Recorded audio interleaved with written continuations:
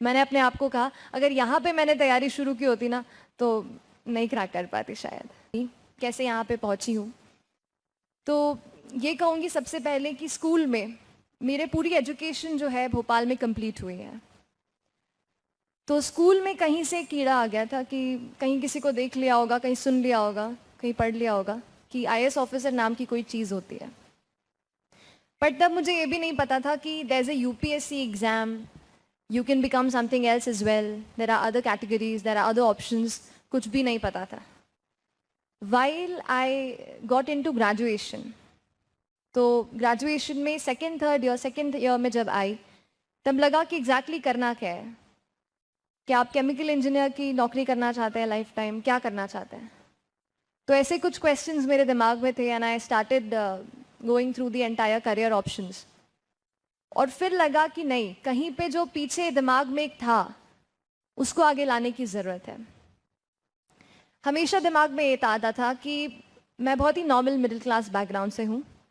मेरे फैमिली में किसी ने आज तक यूपीएससी का फॉर्म भी नहीं भरा है, एग्ज़ाम भी नहीं दिया है, प्रिपरेशन भी नहीं किया है। तो मेरे लिए बहुत डाउट्स थे, बहुत फियर्स थे।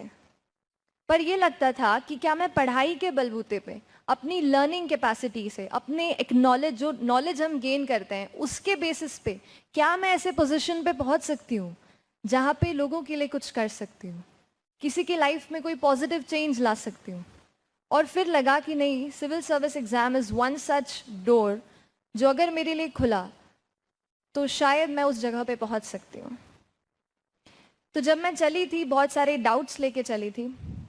मैं ग्रेजुएशन के साथ प्रिपरेशन करना शुरू किया था मैंने, तो दिल्ली नहीं जा पा रही थी उस टाइम, और फाइनेंशियल कंडीशन भी ऐसी नहीं थी कि सोचो कि ये कर लेते हैं फिर जाएंगे दिल्ली। तो लगा कि चलो अभी से शुरू करते हैं कॉलेज के साथ। सर, आपको एक बात बताना चाहूँगी, भोपाल में हम लोग रहते हैं या दूसरे शहरों में, तो हमारे लिए दिल्ली एक बड़ा एनिग्मा होता है। और स्पेशली सिविल सर्विस के वर्ल्ड के लिए ऐसा लगता है कि दिल्ली नहीं जाएंगे तो शायद अपना कुछ नहीं हो पाएगा। तो वैसा मुझे भी लगता था। बट आपको सही बात बताऊं, मैं मॉक इंटरव्यू देने के लिए दिल्ली गई थी। फरवरी 21 को मेरा इंटरव्यू था और जनवरी को मैं मॉक इंटरव्यूज़ देने गई। जब मैं वहाँ स्टेप इन किया, मैंने वो एक एरिया है Karol Bagh and then this old Rajendra Nagar जो हम सुनते रहते हैं, पढ़ते रहते हैं, वो टेरिफाइंग था मेरे लिए।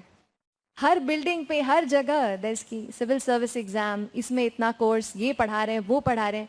मैंने अपने आप को कहा अगर यहाँ पे मैंने तैयारी शुरू की होती ना तो नहीं क्रैक कर पाती शायद।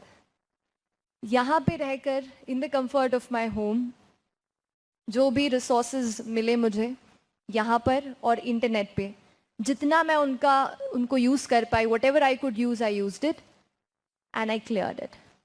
And if I am able to do it, if I was able to do it, आप भी कर सकते हैं। This is the single biggest message जो मैं आपको यहाँ पे देना चाहती हूँ। बाकी we will move into strategy, क्या करना है, कैसे टाइम मैनेज करना है and stuff like that.